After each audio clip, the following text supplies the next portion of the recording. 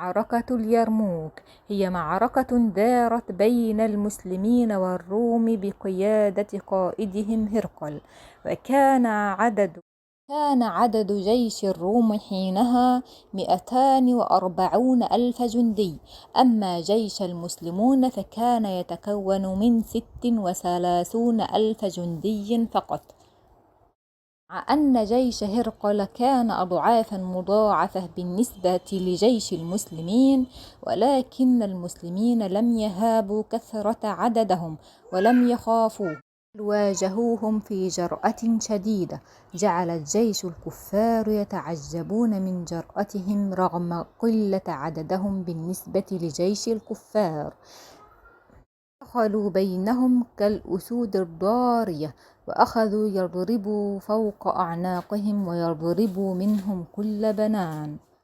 إشارا لتفاصيل كثيرة مرت بالمعركة، ومع أن المسلمين فقدوا الكثير من شجعانهم الأبطال، إلا أن النصر في النهاية كان حليفا للمسلمين، فجن جنون هرقل ومن معه، وقالوا: فحدث ذلك ونحن أضعافا مضاعفة، فقد كان عدد المسلمين قليلا بالنسبة إلينا. وأصاب هرقل من الغم والهم الكثير، فلما قدم جيشه قال: ويلكم، أخبروني، أليس هؤلاء بشر مثلكم؟ قالوا: بلى. قال: فأنتم أكثر أم هم؟ قالوا: بل نحن. قال: فما بالكم تنهزمون؟ فقال رجل منهم: أقول لك وتعطيني الأمان.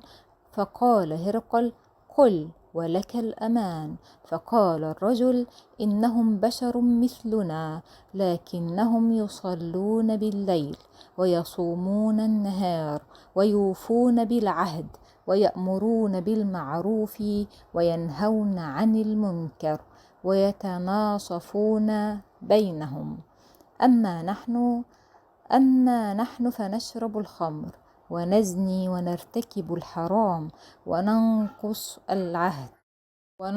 العهد ونغضب ونظلم ونأمر بالسخط وننهى عما يرضي الرب ونفسد في الأرض.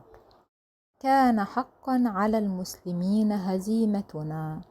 قال عمر بن الخطاب رضي الله عنه: نحن قوم أعزنا الله بالإسلام، فإن ابتغينا العزة في غيره أذلنا الله.